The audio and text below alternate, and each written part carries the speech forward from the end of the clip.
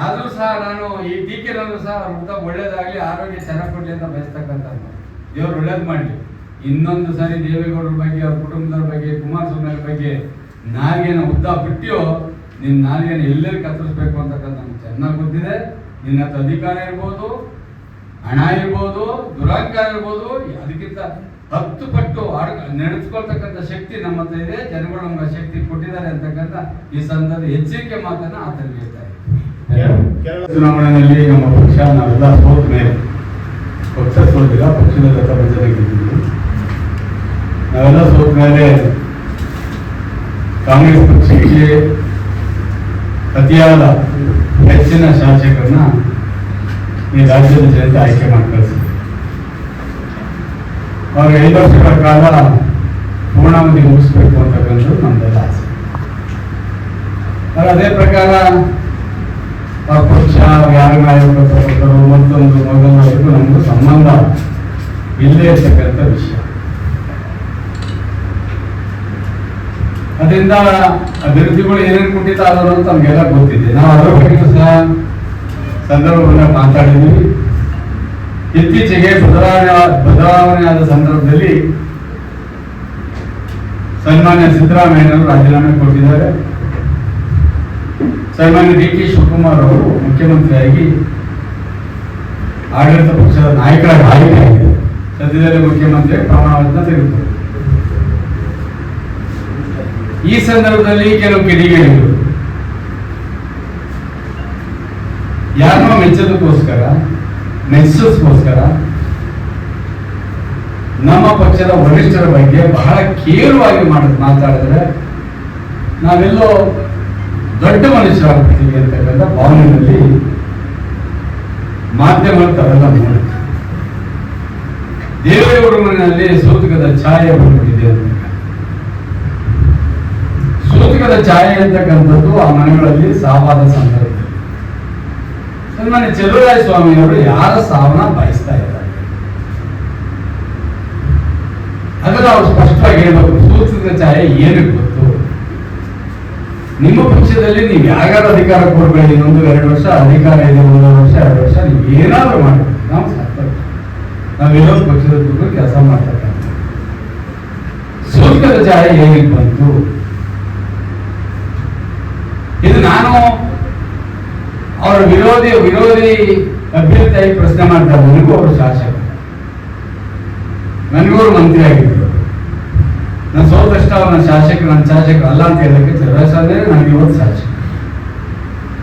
ಆದ್ರೆ ನನ್ನ ತಾಲೂಕಿನ ಜನತೆಗೆ ಅವಮಾನ ಆಗ್ತಾರೆ. ಒಂದ್ ಕಡೆ ಅವರ ಪಕ್ಷದ ಕಾರ್ಯಕರ್ತರಿಗೆ ಕಪಾಳ ಮೋಕ್ಷ ಮಾಡಿದ್ರು ಇನ್ನೂ ಬುದ್ಧಿ ಬಂದಿಲ್ಲ ಅಂದ್ರೆ ನಾವು ಯಾವ ರೀತಿ ಇವರಿಗೆ ಬುದ್ಧಿ ಹೇಳ್ತಕ್ಕಂಥ? ಯಾರ ಸಾವನ್ನ ಬಯಸಿದಿರಿ ತಾವು? ಯಾರ ಮೆಚ್ಚಕ್ಕೋಸ್ಕರ ಹೋಗ್ತಾ ಇದ್ದೀರಿ? ದೇವೇಗೌಡ ಇತಿಹಾಸ ಇಲ್ಲಿದ್ದೇ ಬಹಳ ಗೊತ್ತು ಅಂತ ಏನ್ರಿ ಗೊತ್ತು ನಿಮಗೆ? ಎಸ್.ಎಂ. ಕೃಷ್ಣರವರು ಒಂದು ಕಾಲದಲ್ಲಿ ಮುಗಿದೇ ಒಂದು ರಾಜಕೀಯವಾಗಿ ಇರ್ತಕ್ಕಂಥ ಸಂದರ್ಭದಲ್ಲಿ ಜೀವ ಕೊಟ್ಟವ್ರು ಯಾರು? ಅವ್ರನ್ನ ಕರ್ಕೊಂಡ್ಬಂದು ರಾಜ್ಯಸಭಾ ಮೆಂಬರ್ ಮಾಡಿ ತದನಂತರ ಅವ್ರ ಮುಖ್ಯಮಂತ್ರಿ ಆಗುವವರೆಗೂ ಸಹಕಾರ ಕೊಟ್ಟವ್ರು ಯಾರು? ಇದೇ ಸದಾನಂದ ಗೌಡರು ಮುಖ್ಯಮಂತ್ರಿ ಆದಂತ ಸಂದರ್ಭದಲ್ಲಿ ಸಂಪೂರ್ಣವಾಗಿ ಪಕ್ಷಾತೀತವಾಗಿ ಸಹಕಾರ ಕೊಟ್ಟಂತಾರೆ ಯಾರು? ಇವತ್ತು ಡಿ ಕೆ ಶಿವಕುಮಾರ್ ಅವರು ಮುಖ್ಯಮಂತ್ರಿ ಆಗ್ಬಿಟ್ರೆ ದೇವೇಗೌಡರು ಹೊಟ್ಟೆ ಹೊಡಿತು. ಏನ್ ಪ್ಲಾನ್ ಮಾಡಿದ್ರು ದೇವೇಗೌಡರು? ನಾವಿವತ್ತು ಬಿಜೆಪಿ ಜೊತೆ NDA ನಲ್ಲಿ ನಾವು ಅವ್ರ ಜೊತೆನಲ್ಲಿ ಇದ್ದೇವೆ. ಕಾಂಗ್ರೆಸ್ ಅವರಿಗೆ ಏನ್ ಪ್ಲಾನ್ ಮಾಡಕ್ಕಾಗ್ತದೆ? ನಾವು ಏನು ಹೇಳ್ತಾರೆ, ಅವ್ರ ಪ್ಲಾನ್ ಫೇಲ್ಯೂರ್ ಆಗ್ಬಿಡ್ತು, ಅದಾವ ಏನ್ ಪ್ಲಾನ್ ಮಾಡಿದ್ರು? ನಮಗೆ ಕಾಂಗ್ರೆಸ್ ಪಕ್ಷದಿಂದ ಯಾರೇ ಮುಖ್ಯಮಂತ್ರಿ ಆದರೂ ಸಹ ನಮ್ಮ ವಿರೋಧಿನೇ. ನಮ್ಮ ಪಕ್ಷಕ್ಕೆ ವಿರೋಧ ಪಕ್ಷ ವಿರೋಧ ಮಾಡ್ತಾರೆ.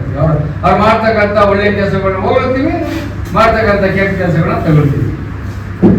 ಆದ್ರೆ ಈ ರೀತಿ ಒಬ್ಬ ಅಪ್ರತಿಮ ಹೋರಾಟಗಾರ, ಈ ನಾಡು ಕಂಡಂತ ಶ್ರೇಷ್ಠ ಆಡಳಿತಗಾರ, ಕನ್ನಡ ನಾಡಿನಲ್ಲಿ ಇವತ್ತು ಯಾರಾದ್ರೂ ಪ್ರೈಮ್ ಮಿನಿಸ್ಟರ್ ಅಂದ್ರೆ ಒಬ್ಬರು ದೇವೇಗೌಡರು.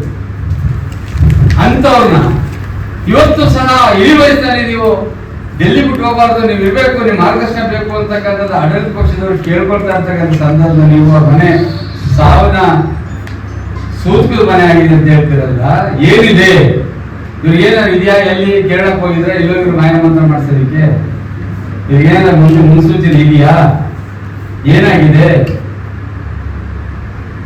ಇದನ್ನು ಹೇಳ್ಬೇಕಾಗಿದೆ. ಬಹಳ ಖಂಡತುಂಡವಾಗಿ ಖಂಡಿಸ್ತೀವಿ ಅದನ್ನ ಹೇಳಿಕೆಯನ್ನ.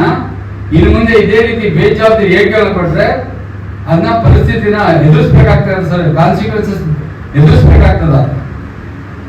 ಬಹಳ ತಪ್ಪು ಮಾಡ್ತಾ ಇದ್ದಾರೆ. ಏನು ಅಧಿಕಾರದ ಮದನೋ, ಹಣದ ಮದನೋ, ಇಲ್ಲ ದುರಾಂಕಾರನೋ ಯಾವುದು ಅರ್ಥ ಆಗ್ತಾ ಇಲ್ಲ. ಬುದ್ಧಿ ಕಲ್ತ್ಕೋಬೇಕಾಗಿದೆ ಇಷ್ಟೊತ್ತಿಗೆ. ಇನ್ನೂ ಕಲ್ತಿಲ್ಲ ಅಂದ್ರೆ ಏನರ್ಥ? ಇವ್ರೆ ಶಾಶ್ವತವಾಗಿ ಅಧಿಕಾರದಲ್ಲಿ ಕೂತಿರ್ತಾರೆ ಅನ್ಕೊಂಡವ್ರ? ಬನ್ನಿ, ಜನತೆ ತೋರಿಸ್ತಾರೆ. ಚುನಾವಣೆ ಬಂದಂತ ಸಂದರ್ಭದಲ್ಲಿ ಯಾರ್ಯಾರು ಏನೇನೋ ಅಂತಕ್ಕಂಥದ್ದು ತೋರಿಸ್ತಾರೆ. ಬನ್ನಿ, ಚುನಾವಣೆ ಬರಲಿ. ಇವ್ರು ಏನು, ಇವ್ರ ಯೋಗ್ಯತೆ ಏನು, ನಮ್ಮ ಯೋಗ್ಯತೆ ಏನು, ಎಲ್ಲ ಯೋಗ್ಯತೆಗಳು ತೆಗೆದಿರ್ತಾರೆ. ಆದ್ರೆ ಈ ದೇಶ ಕಂಡಂತ ಒಬ್ಬ ಅದ್ಭುತ ವ್ಯಕ್ತಿಯ ಕುಟುಂಬದ ಬಗ್ಗೆ ಮಾತಾಡ್ತಕ್ಕಂಥದ್ದು, ಅವ್ರ ಬಗ್ಗೆ ಮಾತಾಡ್ಬಿಟ್ರೆ ನಾನೆಲ್ಲ ದೊಡ್ಡ ಮನುಷ್ಯ ಆಗ್ತೀನಿ ಅಂತಕ್ಕಂಥದ್ದು, ಅವ್ರನ್ನ ಹೆಸರಿನಲ್ಲಿ ಮಾತಾಡಿ ನಾನು ಲೀಡರ್ ಹೋಗ್ತೀನಿ ಅಂತಕ್ಕಂಥದ್ದು ಇವರ ಭ್ರಮೆ.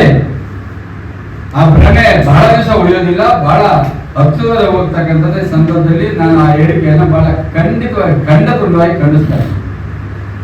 ಇವತ್ತು ಯಾವ ಯಾವ ರೀತಿ ದ್ವೇಷವನ್ನು, ರಾಜಕಾರಣವನ್ನು ಮಾಡ್ತಾ ಇದ್ದಾರೆ, ಯಾವ್ಯಾವ ಇಲಾಖೆಯಲ್ಲಿ ಯಾವ್ಯಾವ ರೀತಿ ಅವರು ಎಲ್ಲ ಎತ್ತುಕೊಂಡು ಕಂಟ್ರೋಲ್ ಮಾಡಿ ಜನಗಳಿಗೆ ಯಾವ್ಯಾವ ರೀತಿ ಹೆಂಗೆ ತೊಂದರೆ ಕೊಡಬಹುದು ಅಂತಕ್ಕಂಥ ನಿಮ್ಗೊಂದು ಉದಾಹರಣೆ ಹೇಳ್ತೀನಿ. ಬೆಂಗಳೂರು ಪೊಲೀಸ್ ಲಿಮಿಟ್ ಅಲ್ಲಿ ಇತ್ತೀಚೆಗೆ ಈ ಸ್ಪೀಡ್ ಆಡೋರ್ನ, ಕ್ರಿಕೆಟ್ ಆಡೋರ್ನ ಅವ್ರನ್ನೆಲ್ಲ ರೈಡ್ ಮಾಡಿದ್ದಾರೆ. ಪೊಲೀಸರೇ ಮಾಡಿದ್ದಾರೆ. ಅದರಲ್ಲಿ ಇವರ ಕಡೆಯವರ ಮೇಲೆ ರೈಡ್ ಮಾಡೋದ್ರ ಕಾರಣಕ್ಕೆ ಈಗ ಪೊಲೀಸ್ನವ್ರನ್ನ ಟ್ರಾನ್ಸ್ಫರ್ ಮಾಡಿಸಿದ್ದಾರೆ. ಮಾಡಿಸ್ತೀವಿ, ಸಂತೋಷ. ಆ ಪೊಲೀಸರು ಹೋಗಿ ಏನೋ ಕೈ ಮುಗಿದು, ಸ್ವಾಮಿ ನಾವೆಲ್ಲ ಮಕ್ಕಳು ಮರಿಗಳು ಇವೆಲ್ಲ ಇದಾವೆ, ಅವ್ರನ್ನ ನಾವು ಈ ಹಂತದಲ್ಲಿ ಟ್ರಾನ್ಸ್ಫರ್ ಮಾಡ್ಬೇಕು, ತೊಂದರೆ ಆಗ್ತದೆ, ಸ್ವಲ್ಪ ಕಾಲಾವಕಾಶ ಕೊಡಿ ಅಂದರೆ ಯಾರೋ ರೈಡ್ ಮಾಡಿ ಸಿಗಾಕೊಂಡಿದ್ದ ಅವನ ಹತ್ರ ಕೈ ಕಟ್ಕೊಂಡು ಕ್ಷಮೆ ಕೇಳ್ಬಿಟ್ಟು ಅವನ ಕೈಯಿಂದ ಫೋನ್ ಮಾಡಿಸೋ, ನಿನಗೆ ಇಲ್ಲೆಲ್ಲಾದ್ರೂ ಇಲ್ಲೇ ಹತ್ರದಲ್ಲಿ ಹಾಕ್ಸ್ಕೊಡ್ತೀನಿ ಅಂತಕ್ಕಂಥ. ಅದೇ ರೀತಿ ಒಬ್ಬ ಹೆಣ್ಮಗಳು ದಲಿತ ಜನಾಂಗ ಸೇರಿದವಳು, ಅವಳು ಹಾಕಿದ್ದು ಕೊಪ್ಪ ಗೌಡ್ಲೆ, ಅವಳು ನಮ್ಮಲ್ಲಿ ಹೆಡ್ ಕಾನ್ಸ್ಟೇಬಲ್ PC ಆಗಿದ್ದಾರೆ.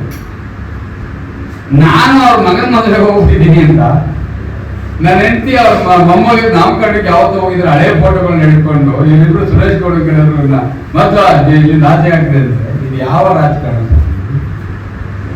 ನಮ್ಗೆ ಅರ್ಥನೇ ಆಗ್ತದೆ. ಆಗ್ಲಿ, ಇದೆಲ್ಲ ಜನಗಳು ಮತ ಕೊಟ್ಟಿದ್ದಾರೆ, ಅವ್ರ ಅಧಿಕಾರ ಇದೆ, ಅವ್ರು ನಡೆಸ್ತೀನಿ. ನನಗೆ ನಿಮ್ಗೆ ಉದಾಹರಣೆ ಹೇಳಿದಂಥದ್ದು ಇವರ ಅಕ್ರಮಗಳು ಏನೇನಿದ್ದಾವೆ ಅಂತಕ್ಕಂಥದ್ದು.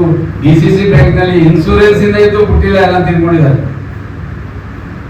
ಹೇಳ್ತಾ ಇದ್ರು ನಾವಿದ್ದಾಗ, ನಾವು ಶಾಸಕರಾಗಿದ್ದಾಗ, BJP ಗೌರ್ಮೆಂಟ್ ಇದ್ದಾಗ ಮನಮೂಲದಲ್ಲಿ ಬಹಳ ಆಗಿದೆ ಅಂದ್ರೆ, ಇವರೇ 3 ವರ್ಷ ಆಯ್ತಲ್ಲ, ಇವ್ರದೇ ಬಾಡಿ ಇದೆಯಲ್ಲ, ಯಾಕೆ ತನಿಖೆ ಮಾಡಿಸಿಲ್ಲ, ಯಾಕೆ ಯಾರು ಕಂಡು ಹಿಡಿದಿಲ್ಲ ಇನ್ನು? ಪಾಪ ನಾನ್ ಚಂದ ಕಷ್ಟಪಟ್ಟ ಕಳ್ತನ ಹಿಡಿದು ಹಾಕಿದ್ರೆ ಅವ್ರ ಮೇಲೆ ಅಪರಾಧ ಮಾಡಕ್ ಶುರು ಮಾಡಿದ್ರು. ಇವ್ರದ್ದು ಇದೆಯಲ್ಲ, ಈಗ ತನಿಖೆ ಮಾಡಿ ಹಿಡಿಲಿ, ಅದ ಯಾರು ಮಾಡಿದ್ರು ಅಂತ ಯಾಕೆ ಮಾಡ್ತಾರೆ ಇನ್ನು?